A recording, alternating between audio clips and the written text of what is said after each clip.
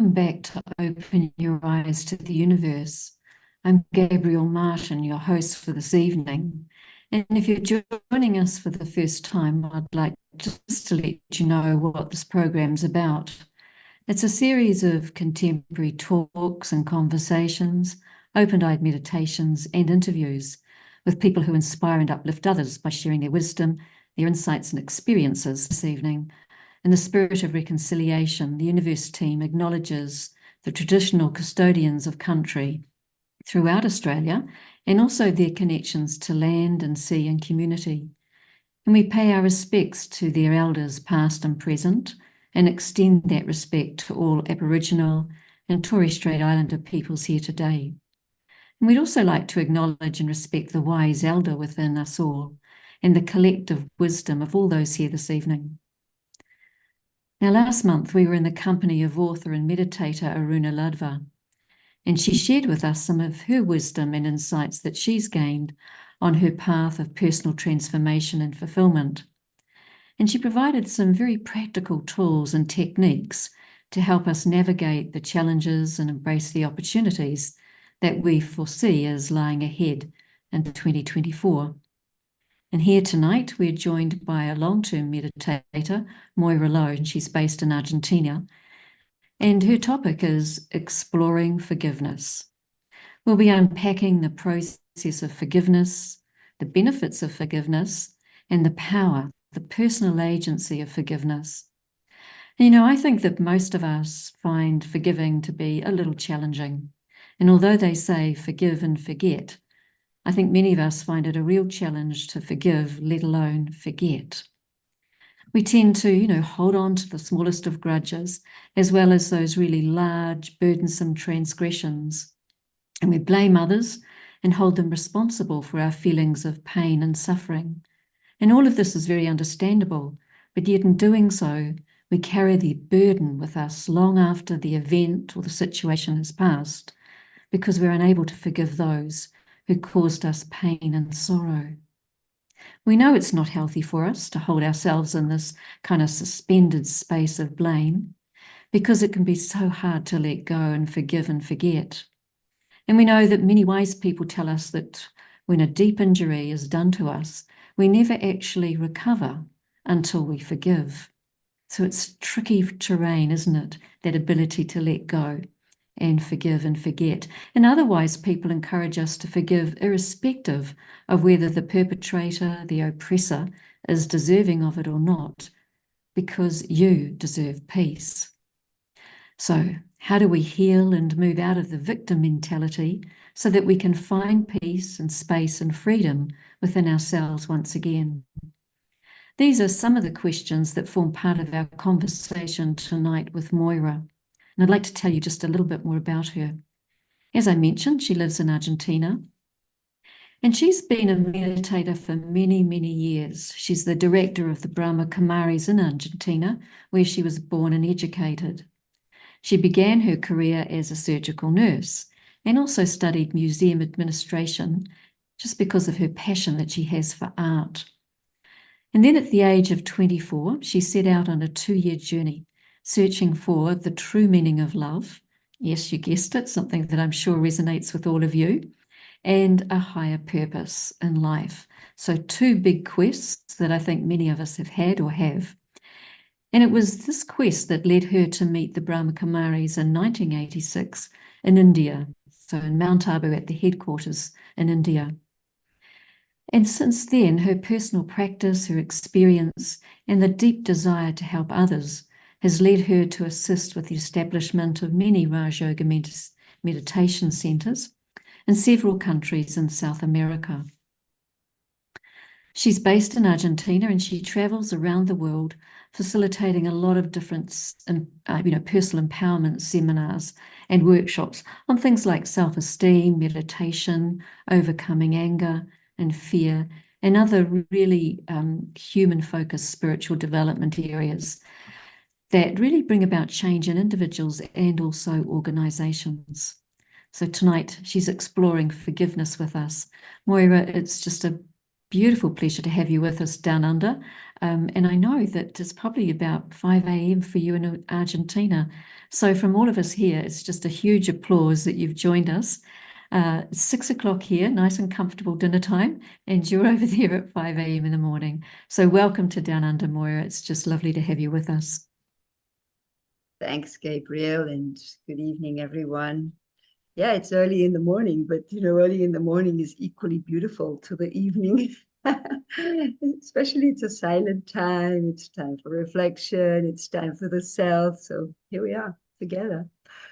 So thank you, Gabrielle, for that Yes. introduction and for this topic, which I think that is so crucial um, now to understand and to give ourselves the chance to move on and let go of the pain and maybe the resentment we've been holding on, or grudges that have come from maybe events or relationships or long-term conflicts, whatever caused that pain. We now need to address that, because if we don't acknowledge the fact that I'm stuck somewhere, that I'm carrying the load of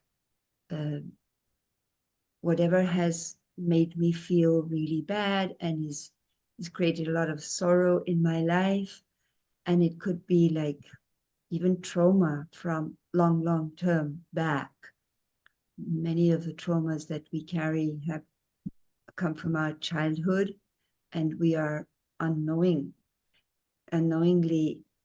trying to overcome feelings and the way we face things, and we don't know why we're not moving to the space that we would like to be in or experience.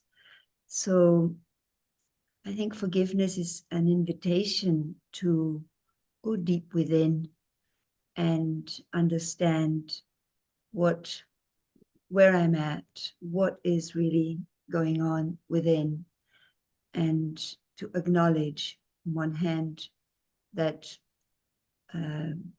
life can be different, that I can make a change and have full faith and conviction that things can become better. So forgiveness is such an opportunity to understand that whatever has happened in my life, although it might have looked like or felt very unfair, very cruel, very violent, whatever. It could have been a very small thing. It could have been a very big thing.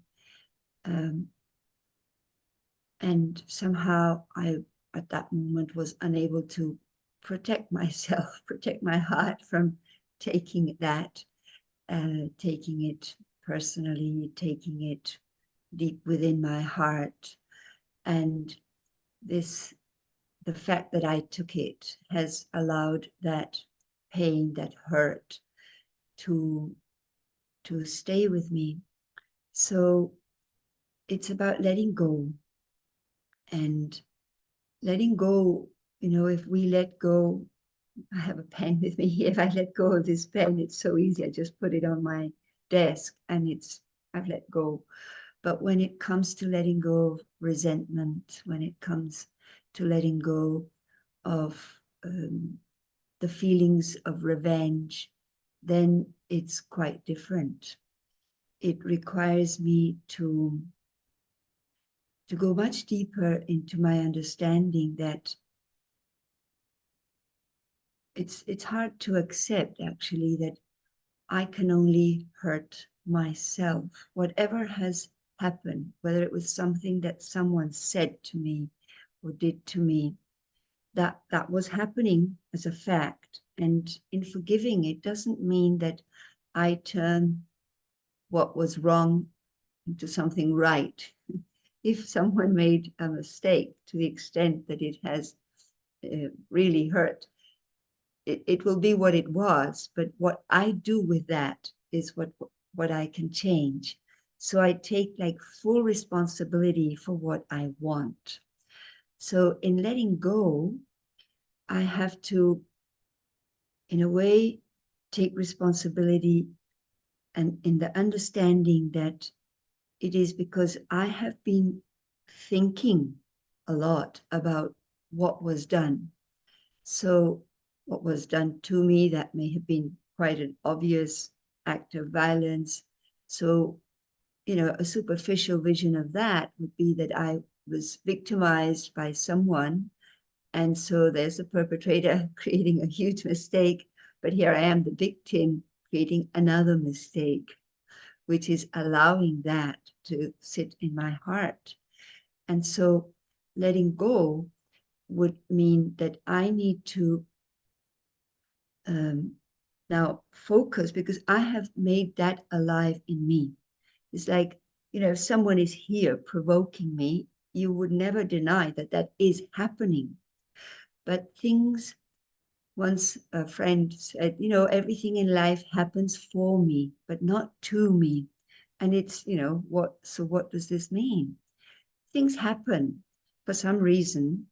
And the fact that it's happening doesn't mean that I need to, allow that into my world. And in Spanish, we have a saying, like, you don't buy it. It's there, but you don't buy it, you don't take it. And not easy. It's easier said than done, of course. But if something is happening there, someone is provoking me, if I ask you, is it happening? You would say, yes, it is happening, but is it happening to me? And what would it take for that, those harsh words, that rudeness, that roughness that is happening there beside me, to happen here within me? What would it take?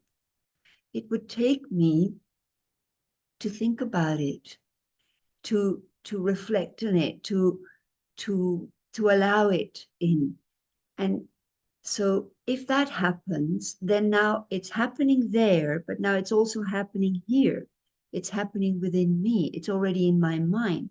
So if I give it attention, if I become somehow drawn, attracted to that because it's happening, then it will also create a feeling. But if that is happening there, and let's say someone at work is being very, sarcastic, ironic about something you're doing, or is criticizing you or judging you in a way that is, or even correcting you in an appropriate way. Maybe they're right. They want you to do things different. Okay. But the way they're doing it is what might be hurting.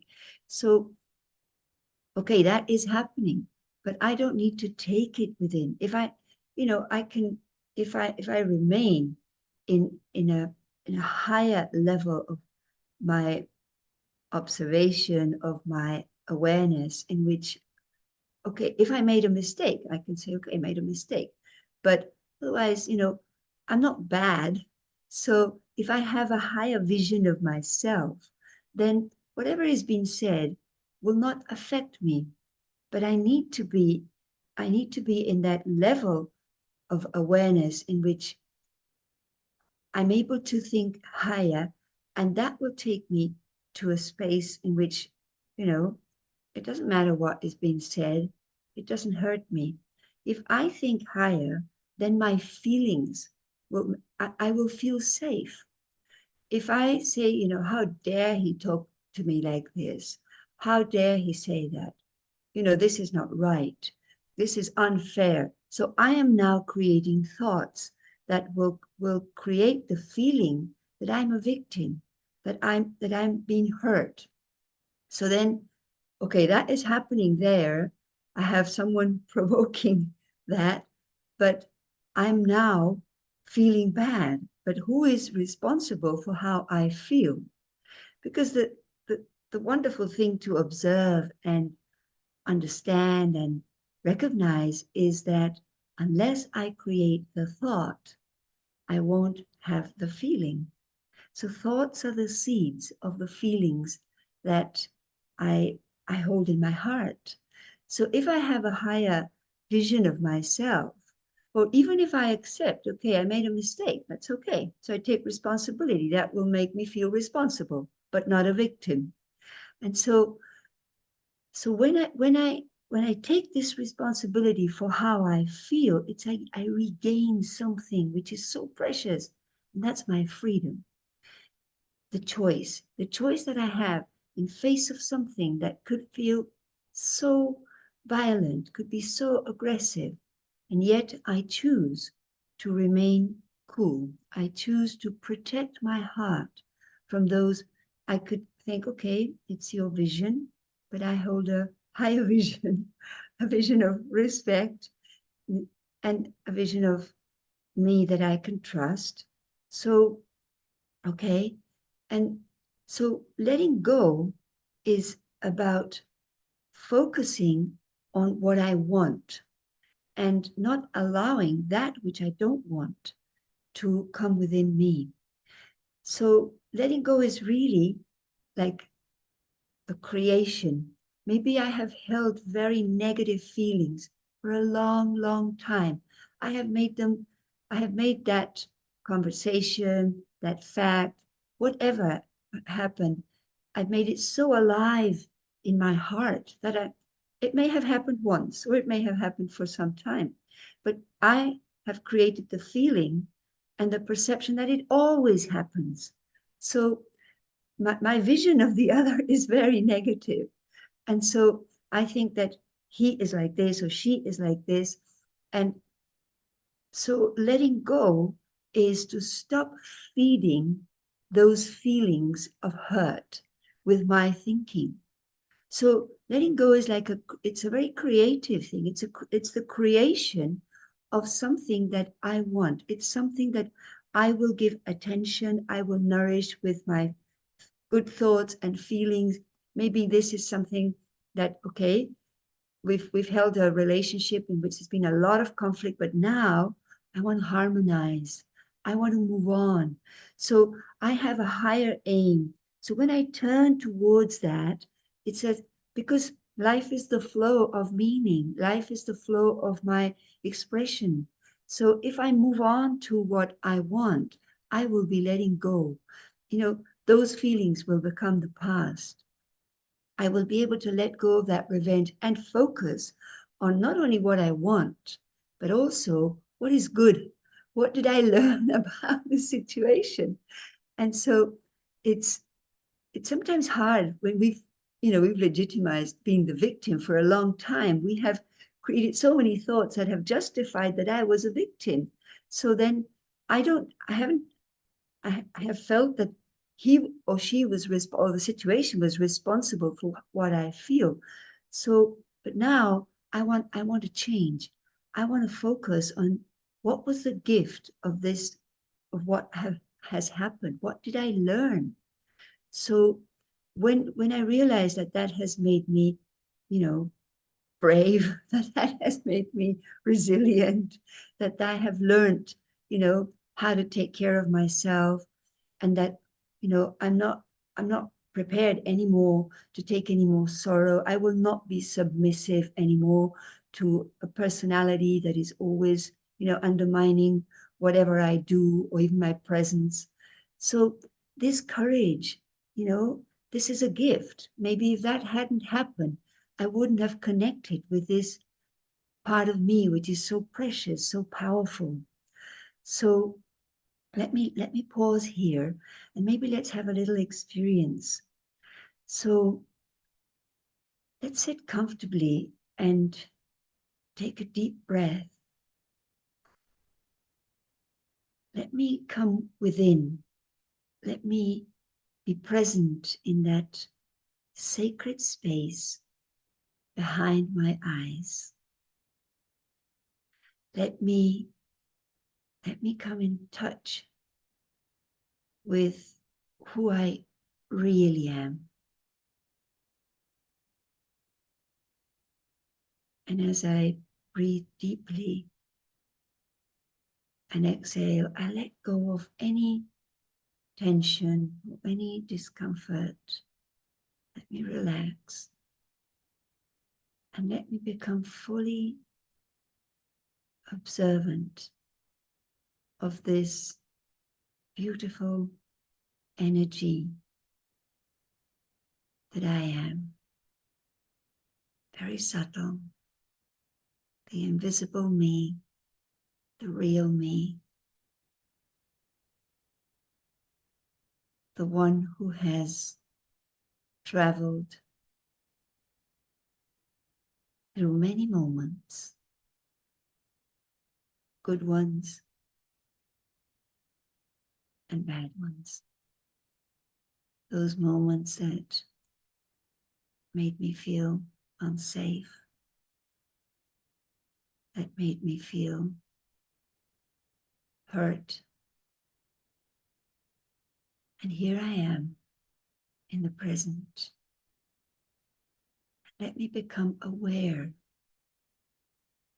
of what I need to let go, that which I need to move on from. I am now making a choice. I will move on to what I really want. I will not take any further violence towards me. And I'm able to stand up for myself and take full responsibility for who I am, for what I want. So I create a very powerful thought. I am a free soul. I choose to be free from negativity. I choose to come back to calm, to peace, that deep feeling that makes me free from all influence, the deep feeling that lets me know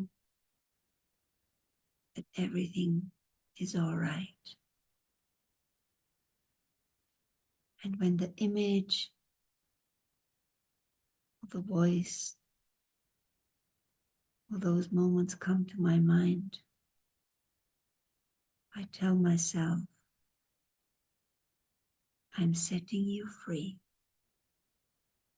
I'm moving on.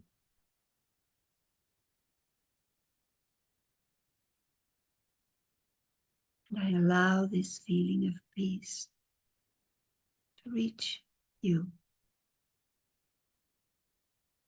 My good wishes for you as well. I make a choice. I will create good feelings of self-worth. I connect with my true value. I am peace. Even if things don't change around me, I will be okay.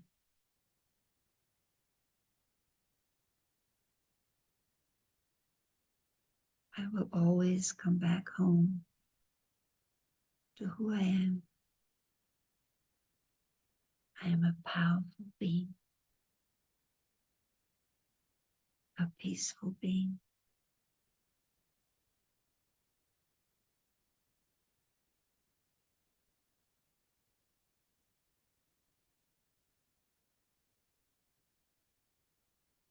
I feel safe. This awareness of who I really am. Nothing and no one can change who I am.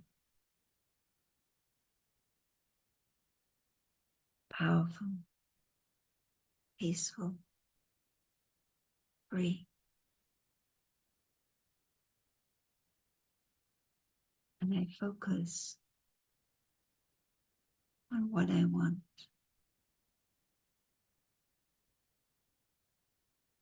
I want harmony in my relationships. I cannot control what others do, but I can always be myself.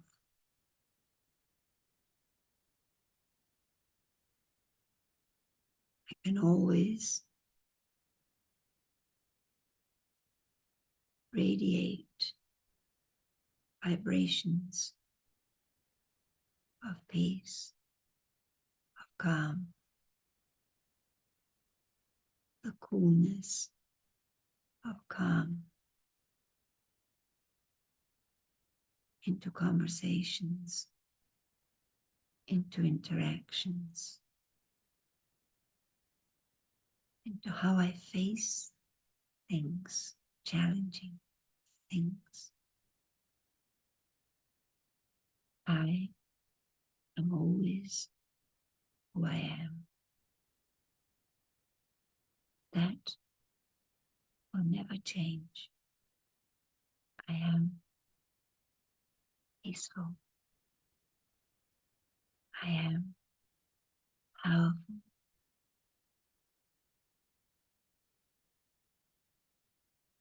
I am free.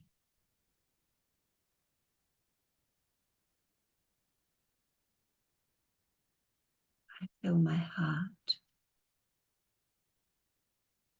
with feelings of worthiness.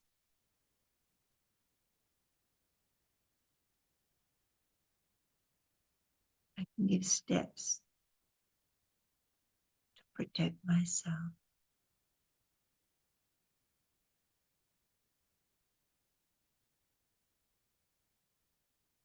I take responsibility for what I think and what I feel.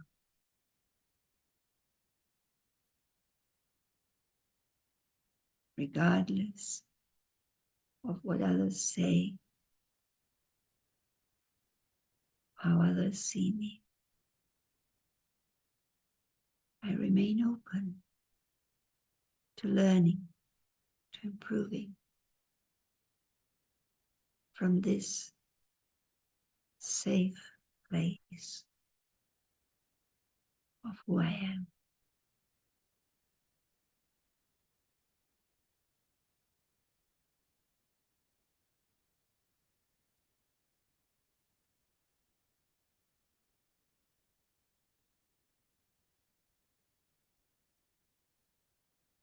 In the silence of peace, I regain my power.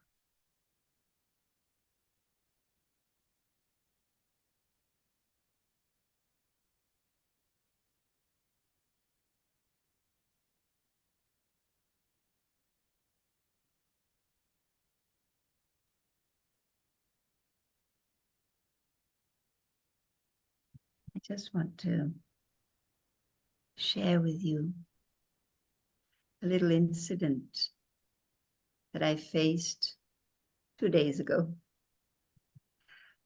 I was sitting in the car. I was driving actually. And the time came, I had to join an online meeting. And so I parked in a kind of busy area. I parked and I put my phone just behind the driving wheel. So I sat there for like 40 minutes. And suddenly I hear, bam! It was so strong. Something had hit the car. I thought something had fallen on the roof. then I thought maybe I was, hit from the back. So I told the people I was talking to, I said, hold on, I'll be right back. So I got out of the car, and first I looked around and there was nothing. The car was parked behind me. And so I got out of the car and I just walked a few steps behind. And there was a woman that said, someone hit your car with some metal stick very strongly. So I moved further back and I looked behind, and the car was intact. Nothing had happened. No one had hit it. But when I got back into the car, I joined the call again and I said, well, these are the kinds of things that when they hit your car like that, it could be someone who is trying to steal from you. And when I looked down, my handbag had gone. And so I said, okay, look, I'm leaving this call, because that's exactly what happened to me. So there I was. They took my handbag with all my documents. I had $3,000 in the bag, and I had some, let's say, 200 more in pesos, and the keys of the car, all my documents, credit cards, everything was there. And so the first thing I thought, oh my gosh, my bag's gone like this. And then I kind of sat back and said, okay, this is a typical theft in Argentina. I don't know if that happens in Australia, maybe not. But here, I mean, the creativity for violence in the streets is unimaginable. Once you learn something, something else can happen. And I've heard of this many times. So I thought, well, I can't get out of the car because they've got the keys of the car. So if I get out of the car might go as well. So, and it's these cars that you press with a button. So it's like, wow. So I sat there and I thought, okay, thank God I have another key. So I had to phone someone who was about an hour away to drive to Buenos Aires. Can you bring the key of the car to me? And then I called someone that could come and sit in the car, because sometimes what they do is, they see what they are interested in, and then they throw the bag, maybe the documents. So I thought, let me walk around and see, if it's anywhere there. But at that moment, I just had to take a deep breath and say, okay, this has happened for some reason. Well, I tell myself this is a little karma that I'm settling. And then I thought, okay. And then I consciously had this thought. I said, okay, I now need to undergo, well, I have to cancel, my credit cards. But, getting all your documents back in Argentina is not so easy. Maybe in Australia, it's quite quick. But here it's bureaucratic, and it'll take time. It'll take me like a month to get back my ID card, my driving license, the documents for the car, everything I need to do. So I said, okay, I will choose to do this peacefully, and I told myself, I'm not a victim. And I just sat there and I thought, well, I'm sitting in an area where, although there were many, many people, it's not such a safe area anymore.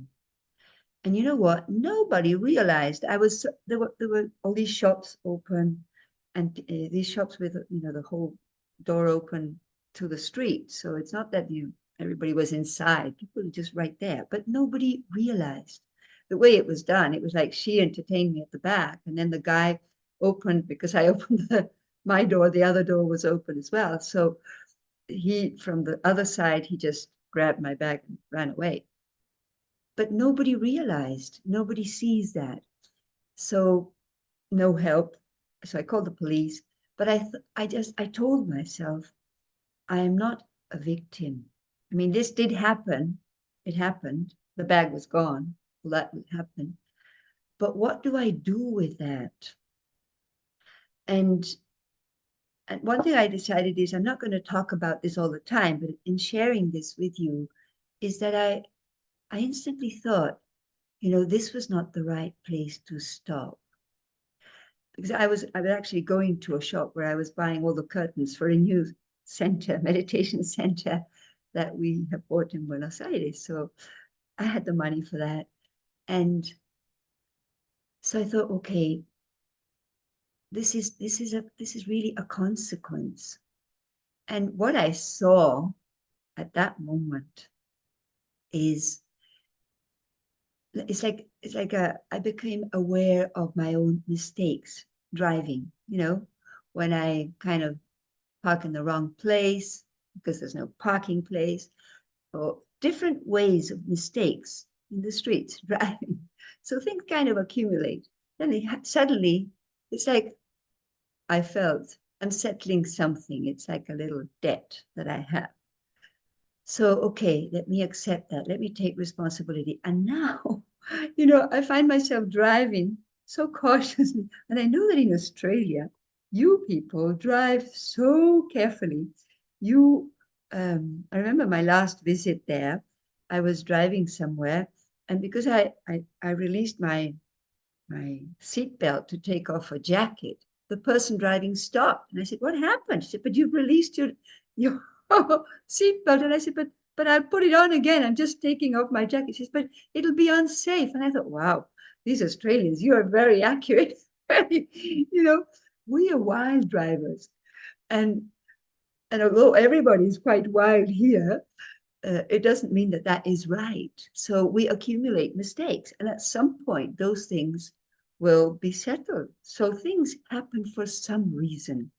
And maybe at the moment, I would say, wow, I've been victimized with, this theft.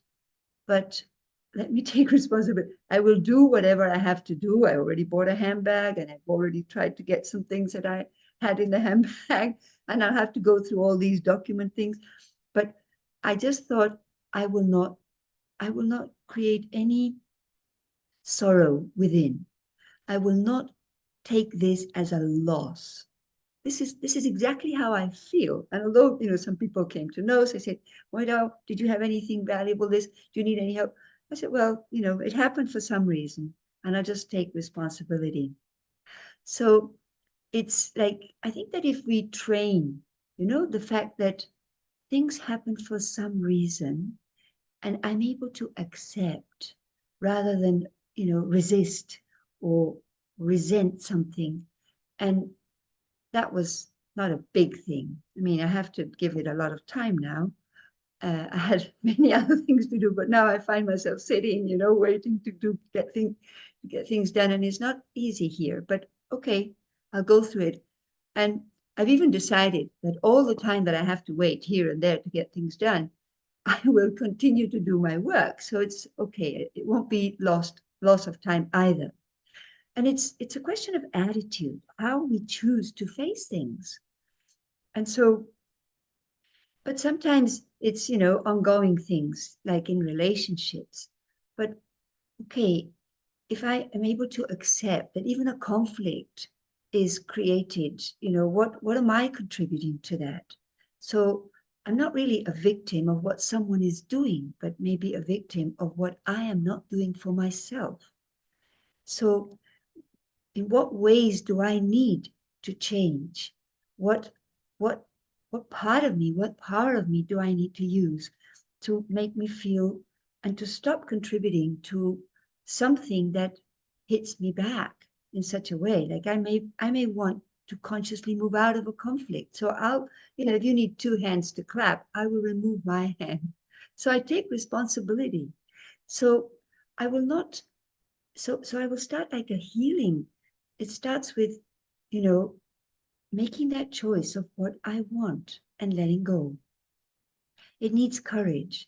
It needs courage because whatever change, whatever I want to heal means I need to transform something about me. And sometimes it's about very, very long-term trauma. It could come from childhood. I can tell you from my own experience, it was I was not even aware of that I had like a filter that made me, made me very defensive, very aggressive. And it happened actually in Australia. I met a healer, someone who called me and talked me through something. She didn't even know me. I didn't even know who I was talking to. Someone that was, they gave her, they asked her to call me because I was going through some things. I was really going through chronic anemia, but I didn't know why that had been created. And this woman, the way she spoke to me, she said, "Who is the man with a black hat standing beside you?" And I thought, wow. I said, "Well, whatever this is, I'll play with it." And I said, "Well, the only man in a black hat could be my dad." So she said, "Now it is safe for you to tell him that it's okay. Everything is okay." At the beginning, I couldn't understand very much what she was saying. And then I suddenly connected with the little girl beside the man in the black hat and the abuse and the violence that I went through in my childhood. Not sexual abuse.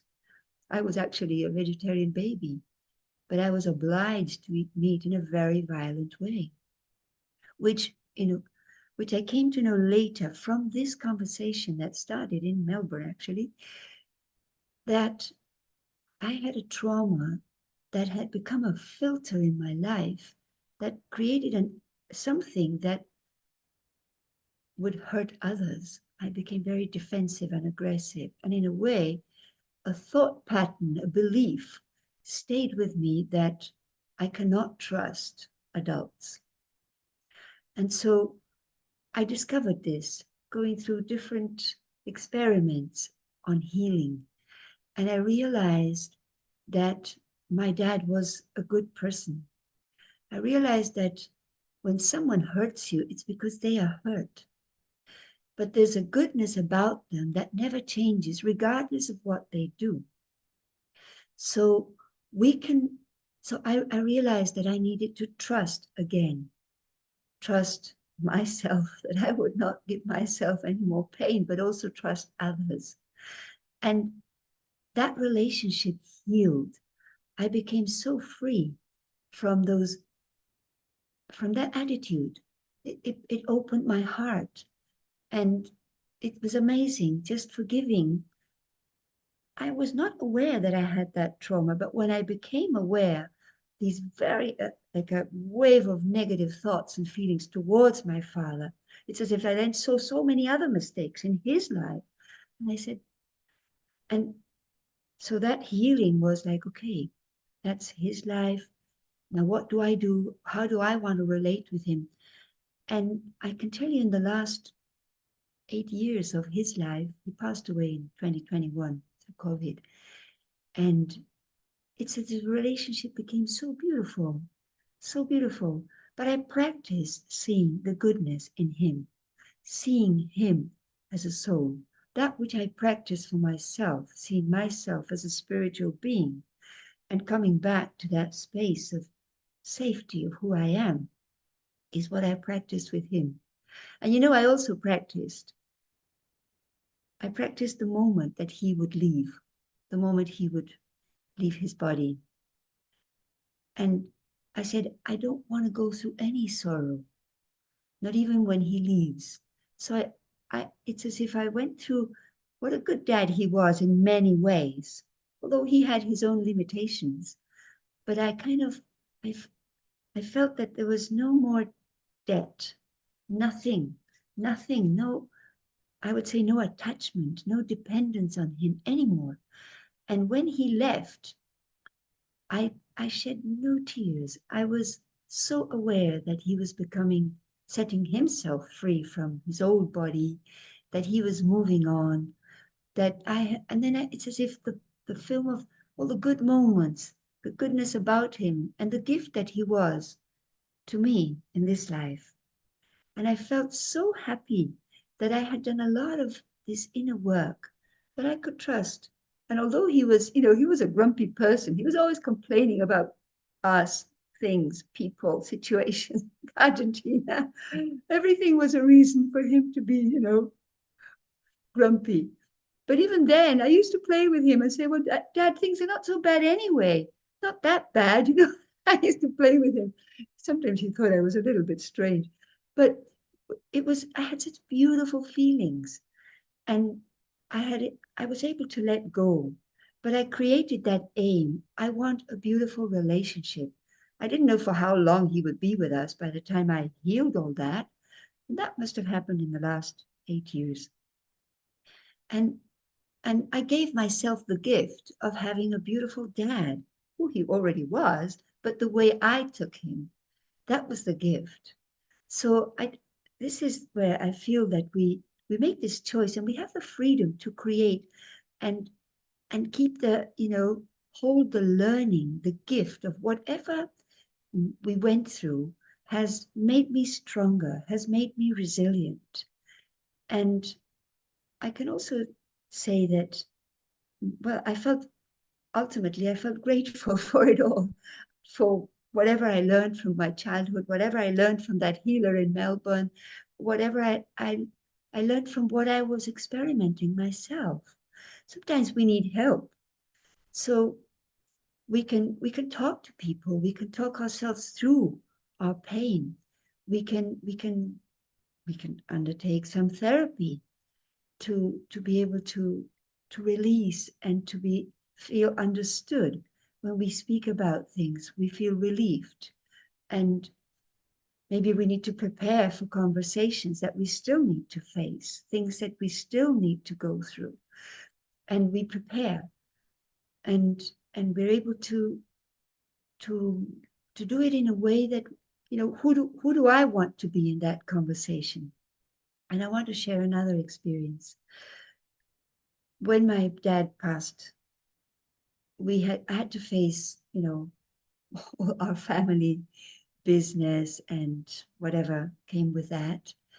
And suddenly I had to face my brother, my sisters, and it became a huge conflict. And there was a lot of hurt. There was a lot of aggressive. It became so violent to the extent that we needed a mediator to talk through some things. I think now I'm hearing from many people my age that have to deal with their inheritance, that have to face.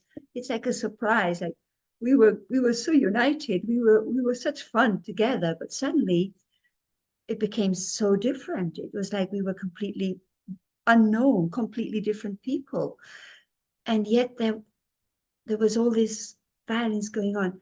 One day, my brother, he was so aggressive, so rude to me. I I felt so depleted.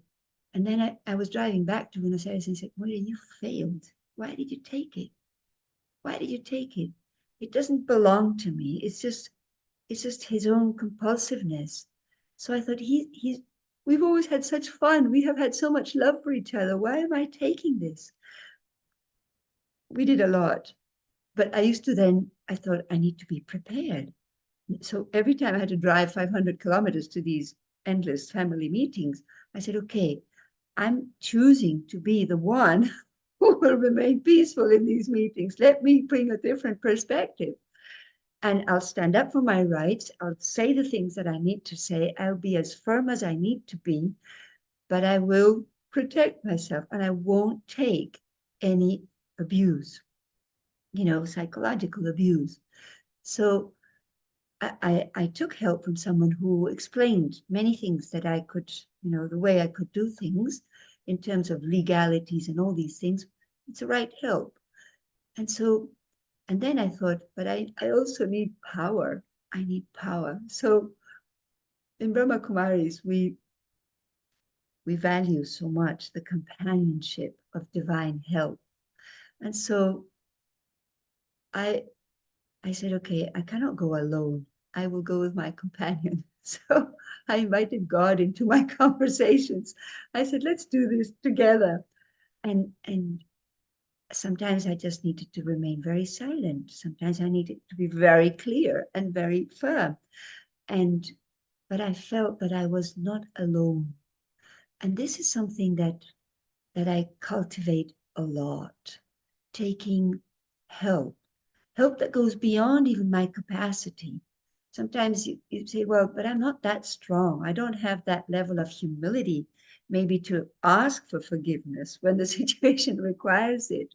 because I made the mistake.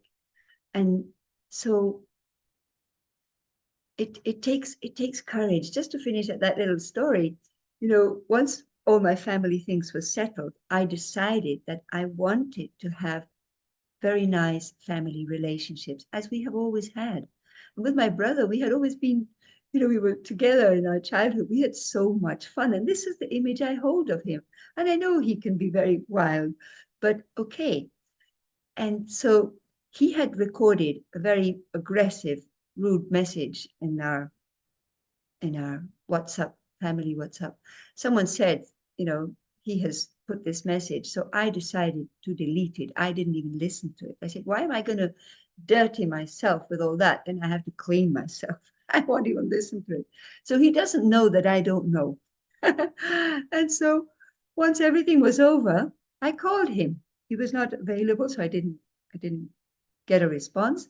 But then the next day he called me and said, I received a call from you. But he was kind of like a bit concerned.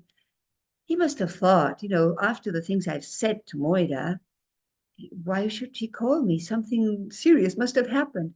So I said, I called you because I wanted to know, how are you? How are your things doing? How are your kids? How's your work doing?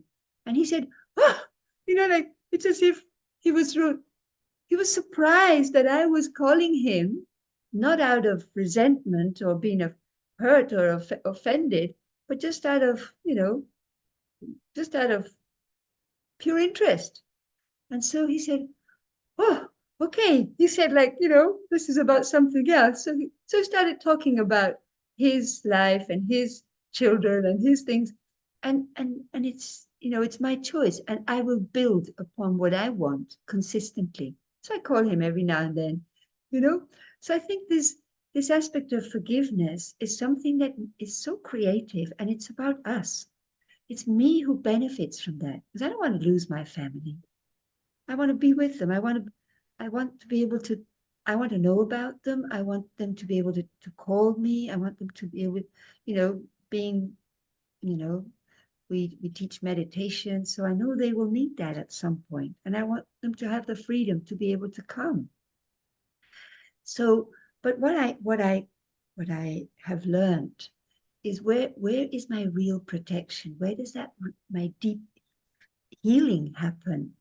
Is when I go deep within into the awareness of the purity that lies within me as a spiritual being. But that also enables me to take the help from the divine source of purity, of pure feelings, of peace, of unconditional love. I really have this feeling that God is my Father. This allowed me to relieve me from any expectations of my dad, and also released him from having to provide anything he didn't have that I might need. But my need is legitimate. So I feel that in this beautiful relationship, it's a silent relationship with the one who is also a spiritual being, a being of light, the source of true love, of unconditional love, that holds the highest possible vision of me. And this is the vision in which I'm able to recreate myself. Because suppose my feeling is of guilt because I have hurt someone, which I have done many times through my aggressiveness, my bossiness, my selfishness, so many weaknesses that I have acknowledged that I've had and that I'm working on, anger. And so, how do I free myself from that guilt? I can only come into a space where I can recreate myself in the vision of me being originally and naturally peaceful when I've seen myself being very violent or defensive. Then where do I go to? How do I come out of that feeling? And especially when I have that cliche vision of myself. I am aggressive. I am bossy. I'm very egocentric or selfish. So, in order to heal from that vision, that is the one that hurts me the most, because maybe people change their minds about me, but have I changed my mind about me? So, this is the real healing that needs to take place. And so, I take refuge in this vision that is held of me, in which I'm seen as a being of light, as someone who is compassionate, someone who is true, someone who is loving. I, for a long, long time, never felt I was a loving person, but I've learned from God that I am. And I have let go of that fear of, opening my heart, sharing my feelings, and allowing love out and love in. So, in meditation, in the silence space of an introspective, you know, vision of who I really am, and creating this powerful, sweet, loving connection, allowing that energy to heal, to it's like resetting myself into the real me, and allowing myself to forgive myself for how much I have hurt others. That has given me the courage also to ask for forgiveness, and apologize, and and and express my interest, my feelings, to heal a relationship, to to amend somehow, and express, my vision of what I would like in the relationship with someone. So I think that this journey into forgiveness, when it is forgiving someone from whom I have taken sorrow, or forgiving myself, I can only benefit me. And of course, when I become free from that, and I'm able to allow the flow of being peaceful, of being loving, of, being me, then of course others do benefit from that. In Brahma Kumaris, we have this motto, is like, when I change, the world changes. So, and sometimes things, but very, very subtle, very invisible. So I need to be silent enough to detect what is it that is stopping me from being happy. So, Moira, amazing, a very deep and moving conversation. I think you've given Australians and all those listening and Open Your Eyes to the Universe a very, very big gift by the way that you've spoken so lovingly and compassionately and gone into the depths of your stories on forgiveness.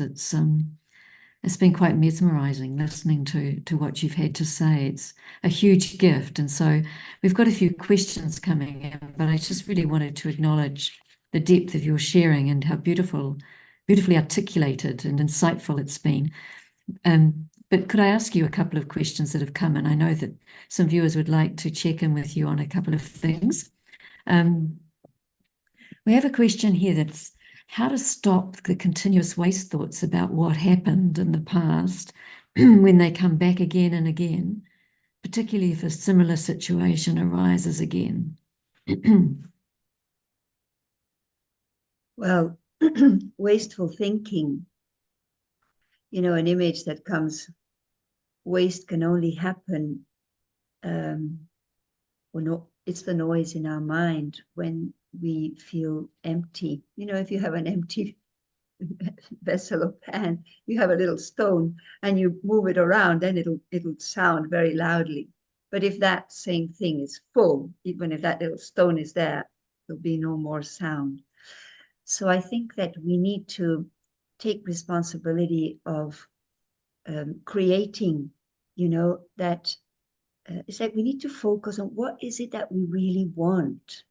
And we can't just tell the mind, stop thinking. stop thinking this waste. We can only take the mind sweetly into a direction of something that interests, that brings benefit. Daddy Janki, who was one of our big seniors in the Brahma Kumaris, used to tell us, treat your mind lovingly as if you're educating a child. And although wasteful thinking has become such a deeply ingrained habit, so it's like automatic pilot. But then if we start reflecting and thinking of things that we really are interested in, that are not superficial, it does take like a little introspection to really, understanding what is it that I need? What is it that I want about my life? It may be something that, in what direction do I want to go? And start either reading things that will, some food for your thoughts, for your mind, and then reflect deeper into that. And it's like unlimited how deep we can go into significant thinking, powerful thinking, pure thinking, elevated, deep thinking. And it's something we need to cultivate. So, well, we attend daily classes that feed these kind of thoughts that we're able, that trigger, they provoke you, provoking positive, pure thoughts, kind of set you on a journey of exploration of some topic or another. Also, I think that today we have to administer this, because this has become our main distractor. And distraction and being superficial and taking all the time. So we need to decide how much we need to be informed. Right now in Argentina, it's gone wild, crazy. The news things are changing daily with 240% inflation yearly. Can you imagine? You go to a shop in the morning, the price is one. In the afternoon, it's a different price. You quote something, tomorrow it's a different price. So you think, okay, we're such a journey. I should be informed by the minute. But then wait a minute. What do I need to be informed of, and how much? Because then if I am all the time drinking all this stuff from the news, then when I sit quietly, let's say I want to meditate, what will be the content in my mind? That which I've been watching, little videos, unnecessary stuff. So I need to make the conscious choice that I want to protect my mind from wasteful input. And this could make a lot of difference. Like, for example, not using your cell phone before you go to sleep will make a difference in the quality of your sleep, because all these thoughts continue throughout, in the night. They will still take some form of energy. So when you wake up in the morning, what are your first thoughts? Definitely whatever you've been thinking when you went to sleep. So we now need to make a choice. Okay, do I want to sleep peacefully? Do I want to rest? Because this wasteful thinking is creating a lot of disturbance in sleep. So there's a lot about that online, and people are having a lot of difficulty in falling asleep. So I think we need to make choice in every aspect of our life, especially and conversations. Sometimes we go into so much wasteful conversations, and so many wasteful conversations and toxic company. So we need to really be aware, make a decision. What kind of life do I want? And be alert. Whatever happens within is my creation. So I need to see what I feed my interest. And when we choose something deep, significant, it becomes like a magnet. It draws us. But we also need to discipline the mind a little bit. Meditation will help a lot. Yeah. Thanks, Moira. That's a really full answer. Thank you for that. There's another question that I'd like to pitch to you, please. So, when does one actually know when one has fully forgiven those who have hurt them in the past? Sometimes when we have sad or rough moments in life, we tend to reflect on why we arrived there in the first place. So Yeah. It's a good question, really, Yeah. because I have personally felt that I have forgiven some people. And then I find myself telling me the story again. And then I realize that uh, I haven't really let go. I think that um, when we move into a deep space of self-respect, into our own self-worth, it's as if we move into our dignity and we develop a habit. It's not just about that one individual or incident that I want to forgive or move on from. It's because, okay, that might have gone, but then something else might start. I need to develop a habit of having good wishes. And when we're in this mode of, it's a practice, it's like a little discipline we need to learn, of seeing the goodness about others and wishing them good. It's something that if I start giving, I will get the return of that. So even if, you know, that happened a long time ago, I can, and if it still comes back to my mind, let me think something good about that person. Let me have purposely good wishes for them. And even though that may have been in the past or far, it's distant, far away, different country, different place, my vibrations will reach the soul in the form of blessings, in the form of good wishes, because thoughts do travel. They're only vibrations. And we can direct that vibration wherever we want with the power of our intention. So I think that, you know, if I feel it hasn't finished, then let me do some more. And let me also, uh, because whatever much we offer in terms of good energy, that will come back. It's not forever. It's not for conflicts are not forever. They will heal. And what we practice in the Brahma Kumaris, I love this practice, is writing a letter to God, is opening my heart, and whatever is still there, big or small, offering it, giving it to the one who will merge it in his unlimited, unconditional love. And in doing so, he empowers and awakens that unconditional love in me. And then, if I am in that experience, then I won't feel that there's any debt. I will feel that I'm settling, like my debts, my past is dissolving and becoming something else. It's becoming something valuable, precious, a learning curve, something that I have treasured from whatever I've gone through, because it's made me a better person somehow if I have done my little inner work. And writing a letter is very sweet because it's like a form of meditation. It's like a conversation in which I acknowledge fully how I feel, what I have done. Even holding a grudge is still a mistake. So it's still something I do.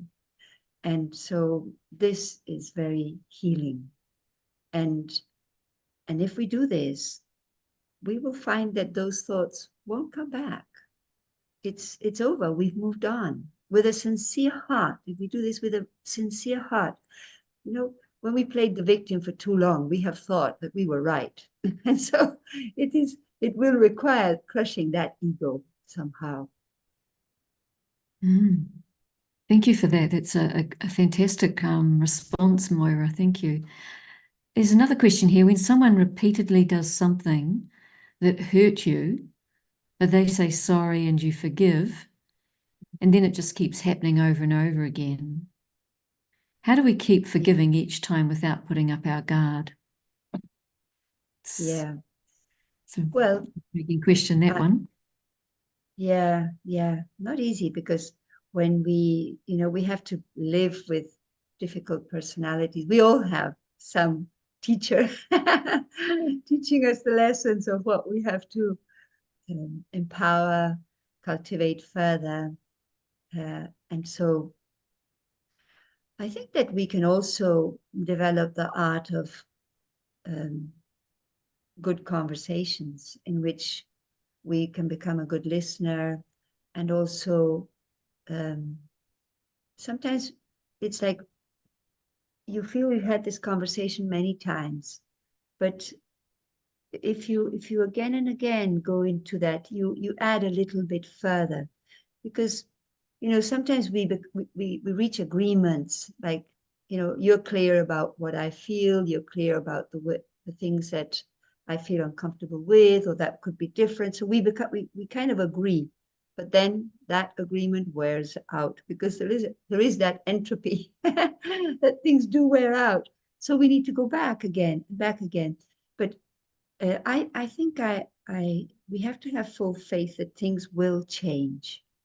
That Because if we think, well, this is it, this will never change, well, that's a creation too. So I've set that limit, and that won't allow me to grow.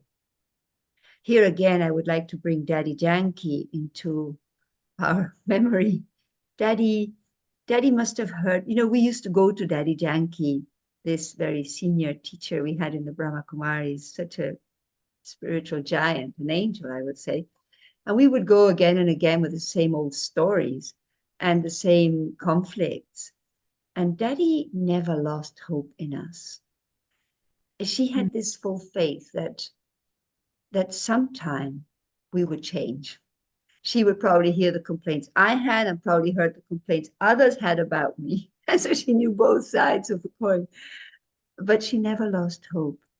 And I think her practice and those moments with her was so precious, because she taught us to see the good about me, but also the good about others. And so we have to keep going. We have to not lose faith. And that is making me grow. And maybe in these interactions that happen daily, periodically, because I'm growing, something different will be added to that interaction. And sooner or later, it will change. There's nothing that won't change, especially if we're moving on. Great. Thanks, Moira. I've got another two questions if we've got time, and I really am wanting to hold some time to do a second meditation commentary with you so that you can take us into that experience of the divine in the context of forgiveness that you've spoken so eloquently about. But here's a question that I think is really worth pitching. How can I actively choose memories of joy and peace so that I can let go of memories of pain and suffering? It's hard to remember happy times.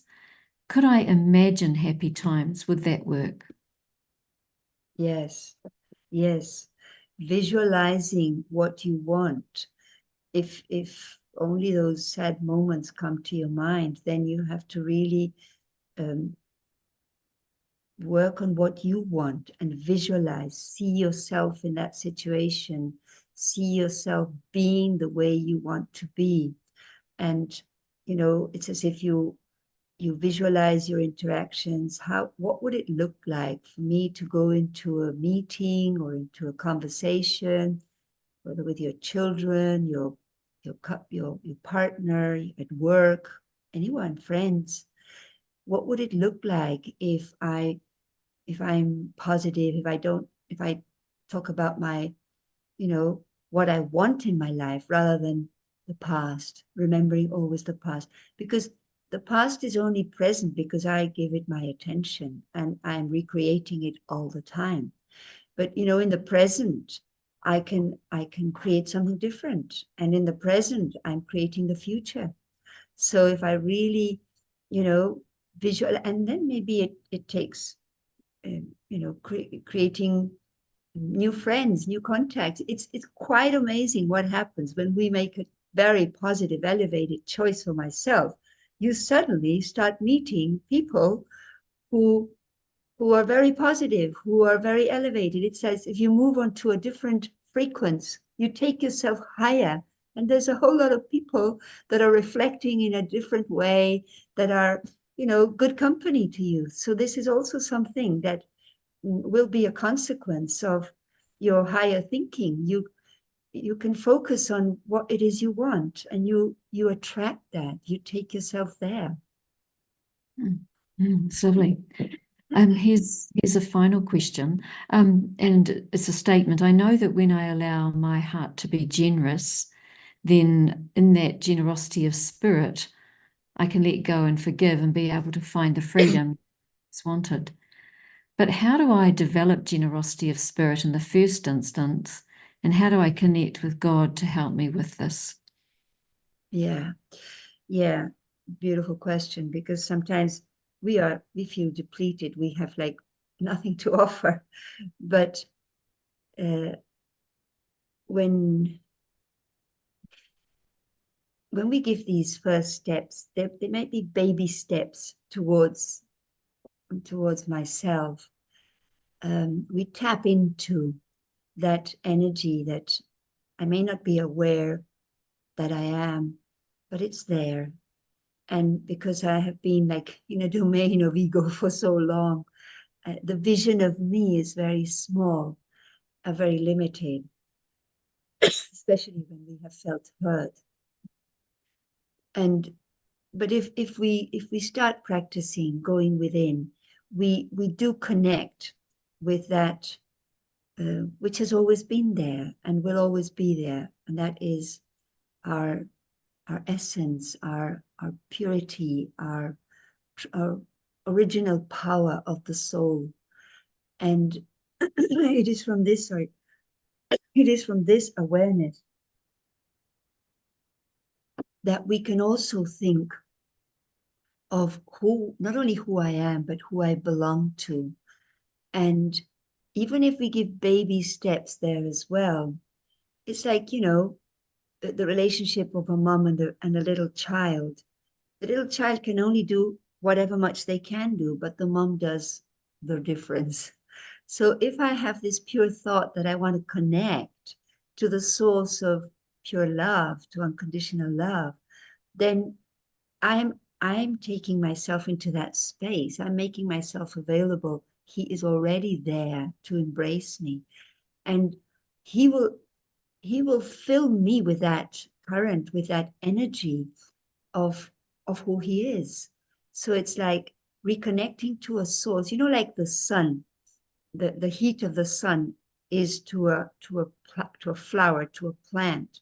In the seed of a flower is everything about the flower. It's full shape, it's full expression, but it's not expressed. It's like, unless it is in the proper soil and it receives the heat and the light of the sun, that awakens the seed and allows the seed to express.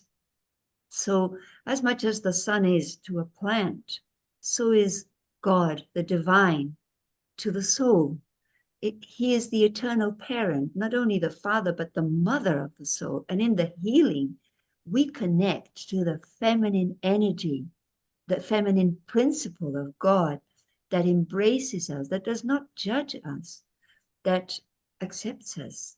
So when this this heat of love, this warmth of divine love touches the heart, it it allows us to blossom. It allows what is within the seed of me to grow. And when that happens, then I will be able to offer. I will become more loving in my relationships. I will become more empathetic. I will understand what people are going through, why they do what they do. So, and I will be able to be compassionate and do something about that to relieve people of whatever feelings they have. But I need to do it first for myself. I need to give quality time to myself. Yeah. Moira, that's exquisite. You've made very deep and practical comments on this whole aspect of forgiveness. And before we close out, it would be, given this last question, it'd be lovely if you could do a meditation commentary with us about that connection with the divine in terms of the mother, the feminine energy, that beautiful healing energy that's part of forgiving. Okay, so let us take ourselves back into that space, that sacred space within the self, behind my eyes, into the awareness of being that invisible light, the light of love, the light of peace, the true being that I am. Let me feel the power that lies within me,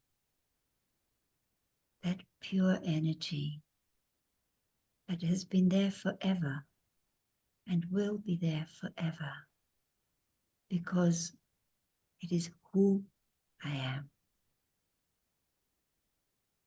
Beautiful, shining light. And now I will take my attention deeply into silence, into that quiet space beyond my body, everything around me, beyond anything mundane and temporary, beyond the physical, into a dimension of light, silent light. This is my home, the home of all souls. It's where we come from,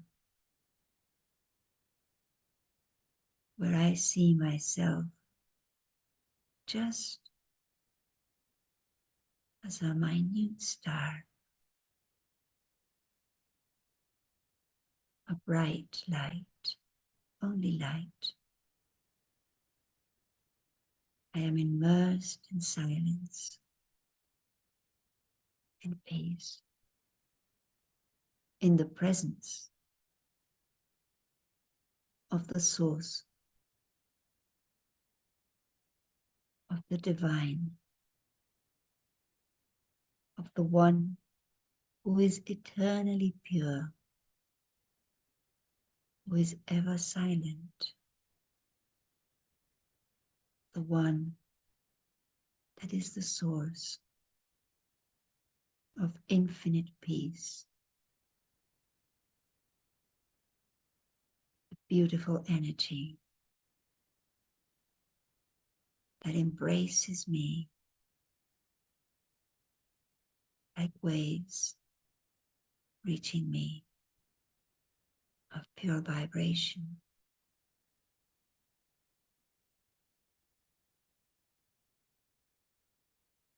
My heart is open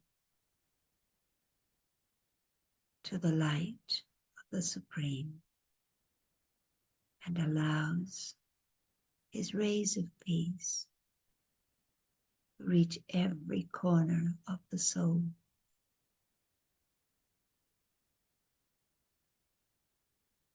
He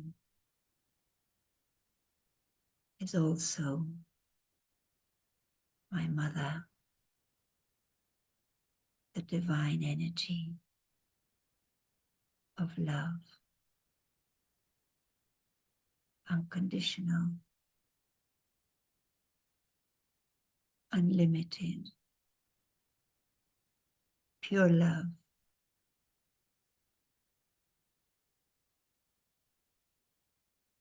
She is the one that accepts me as I am. I don't need to prove anything. I am just me. And I allow the warmth of divine love to fill my heart.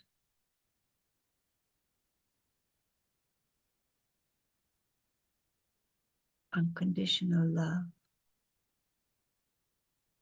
that liberates me, sets me free from the past, that heals the wounds of my broken heart.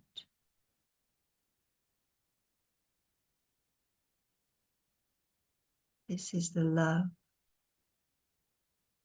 of the mother, the one that has full faith in me,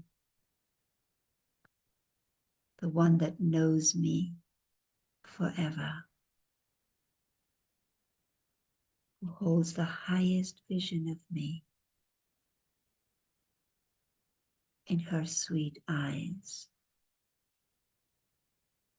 I can see my own beauty, the pure being that I am.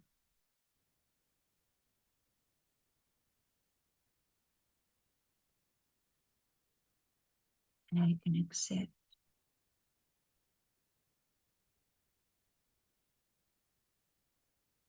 who I am. I can let go of guilt, of any negative feelings. I dive deep into the feeling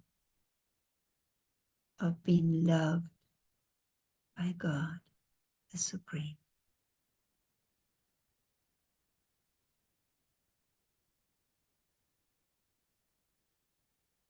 I am a soul worthy of pure love, true love.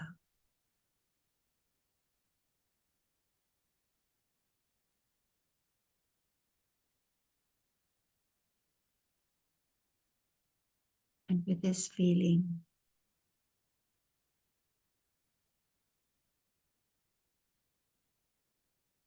I can trust. I will trust myself and others. I come back. I take a deep breath. I can always come back to this invisible world, into his company. I am always only a thought away. Om Shanti.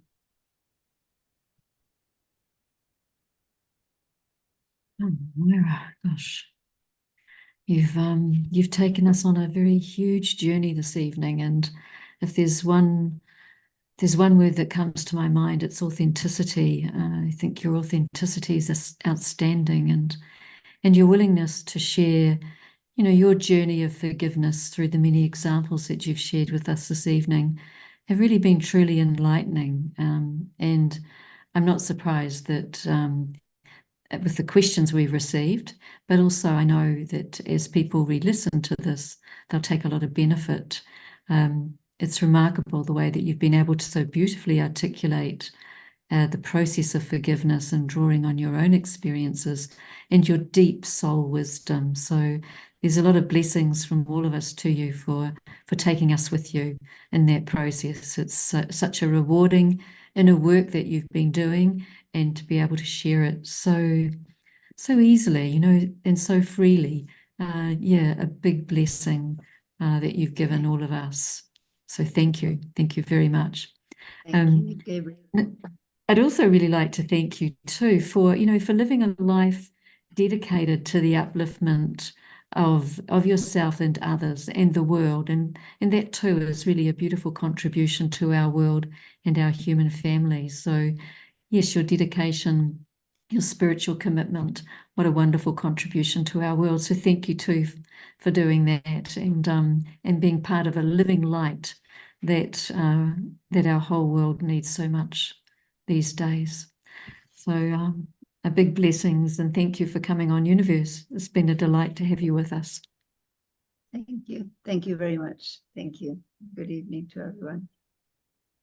And we hope to see you here in person sometime. a trip, a visit to Melbourne. That sounded like a long time ago, but yeah, it was a starting point. Yeah, I'm coming. I'll be coming in January. I'm coming to a silence retreat. I promised myself I'll come this year. oh, Next year. wonderful. Yeah, 2025, please. Well, we're looking forward to it. And it'd be lovely to have you physically grace these shores, Moira. So, yeah, something for us all to look forward to. And viewers, you'll probably be able to meet Moira in person because I'm pretty sure that we'll be doing programs that allow you that opportunity. So, thanks in advance, Thank, Moira. Beautiful evening thank, together. thank So, you, viewers, Ross. you might like to browse our online bookshop, Eternity Inc. It has a full range of online books on self-empowerment and inner powers, and always at not-for-profit prices. So do check them out. You will find books on forgiveness there and the empowering process of forgiveness. And Moira has given us some very powerful examples that really show the power and the personal agency in forgiveness. Now, if you'd like to subscribe to Open Your Eyes to the Universe to receive monthly updates, then please email us at special.events@au.brahmakumaris.org. In terms of our next episode of Youniverse, well, it'll be on Saturday, the 25th of May at our usual time, that's 6 p.m. AEST. And next time round, we'll be joined by Maureen Goodman from the UK, and her topic is hope and optimism. So we'll see you then. And as we close out tonight, we'll play a song from Bliss, one that Peter will put on, and that will sweetly end our program. But until we see you again on the 25th of May, take care, walk lightly on this earth without any burden by taking the power of love from the divine to release feelings of blame and being a victim, and to let go, to forgive and to forget, and to step into the space of truth and freedom. Om Shanti.